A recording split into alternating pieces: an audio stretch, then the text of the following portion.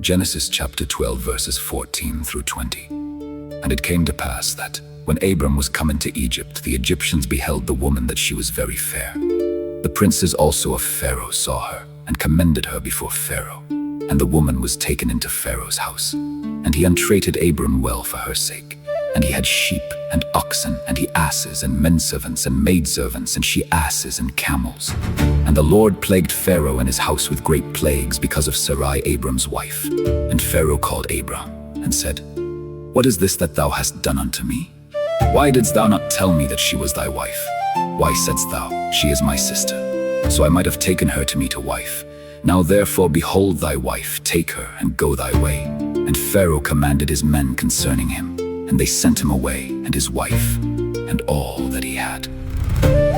Here is 1. The danger Sarai was in of having her chastity violated by the king of Egypt. And without doubt the peril of sin is the greatest peril we can be in Pharaoh's princes. His pimps rather saw her, and observing what a comely woman she was, they commended her before Pharaoh. Not for that which was really her praise, her virtue and modesty, her faith and piety. These were no excellencies in their eyes, but for her beauty, which they thought too good for the embraces of a subject. They recommended her to the king.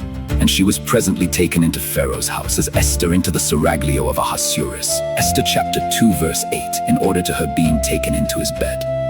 Now we must not look upon Sarai as standing fair for preferment, but as entering into temptation. And the occasions of it were her own beauty, which is a snare to many, and Abram's equivocation, which is a sin that commonly is an inlet to much sin. While Sarai was in this danger, Abram fared the better for her sake. Pharaoh gave him sheep, oxen, and the rest, to gain his consent, that he might the more readily prevail with her whom he supposed to be his sister. We cannot think that Abram expected this when he came down into Egypt, much less that he had an eye to it when he denied his wife. But God brought good out of evil, and thus the wealth of the sinner proves, in some way or other, to be laid up for the just. 2. The deliverance of Sarai from this danger. For if God did not deliver us many a time, by prerogative, out of those straits and distresses which we bring ourselves into by our own sin and folly, and which therefore we could not expect any deliverance from by promise, we should soon be ruined. Nay, we should have been ruined long before this. He deals not with us according to our deserts. 1. God chastised Pharaoh, and so prevented the progress of his sin note. Those are happy chastisements that hinder us in a sinful way, and effectually bring us to our duty, and particularly to the duty of restoring that which we have wrongfully taken and detained. Observe, not Pharaoh only, but his house was plagued. Probably those princes especially that had commended Sarai to Pharaoh. Note, partners in sin are justly made partners in the punishment. Those that serve others' lusts must expect to share in their plagues. We are not told particularly what these plagues were, but doubtless there was something in the plagues themselves, or some explication added to them, sufficient to convince them that it was for Sarai's sake that they were thus plagued.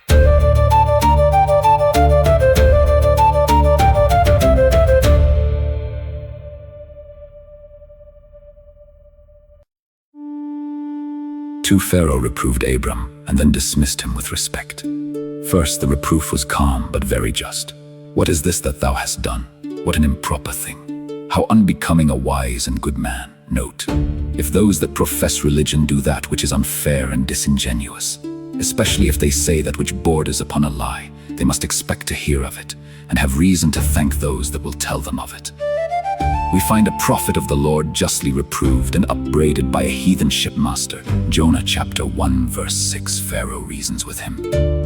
Why didst thou not tell me that she was thy wife? Intimating that, if he had known this, he would not have taken her into his house. Note, it is a fault too common among good people to entertain suspicions of others beyond what there is cause for. We have often found more of virtue, honor, and conscience in some people than we thought they possessed. And it ought to be a pleasure to us to be thus disappointed as Abram was here, who found Pharaoh to be a better man than he expected. Charity teaches us to hope the best. 2. The dismission was kind and very generous. He restored him his wife without offering any injury to her honor. Behold thy wife, take her note. Those that would prevent sin must remove the temptation or get out of the way of it. He also sent him away in peace, and was so far from any design to kill him, as he apprehended, that he took particular care of him. Note: we often perplex and ensnare ourselves with fears which soon appear to have been altogether groundless. We often fear where no fear is. We fear the fury of the oppressor, as though he were ready to destroy when really there is no danger. Isaiah chapter 51 verse 13. It would have been more for Abram's credit and comfort to have told the truth at first, for, after all, honesty is the best policy. Nay, it is said, Pharaoh commanded his men concerning him, that is, first, he charged them not to injure him in anything. Note: it is not enough for those in authority to do no hurt themselves, but they must restrain their servants and those about them from doing hurt. Or, second, he appointed them, when Abram was disposed to return home, after the famine, to conduct him safely out of the country, as his convoy. Probably he was alarmed by the plagues and inferred from them that Abram was a particular favorite of heaven, and therefore, through fear of their return, took special care he should receive no injury in his country. Note: God has often raised up friends for his people, by making men know that it is at their peril if they hurt them. It is a dangerous thing to offend Christ's little ones. Matthew chapter 18 verse 6. To this passage, among others, the psalmist refers Psalm 105 verses 13 through 15. He reproved kings for their sakes, saying, "Touch not my anointed." Perhaps if Pharaoh had not sent him away, he would have been tempted to stay in Egypt and to forget the land of promise. Note: sometimes God makes use of the enemies of his people to convince them and remind them that this world is not their rest, but that they must think of departing. Lastly, observe a resemblance between this deliverance of Abram out of Egypt and the deliverance of his seed thence.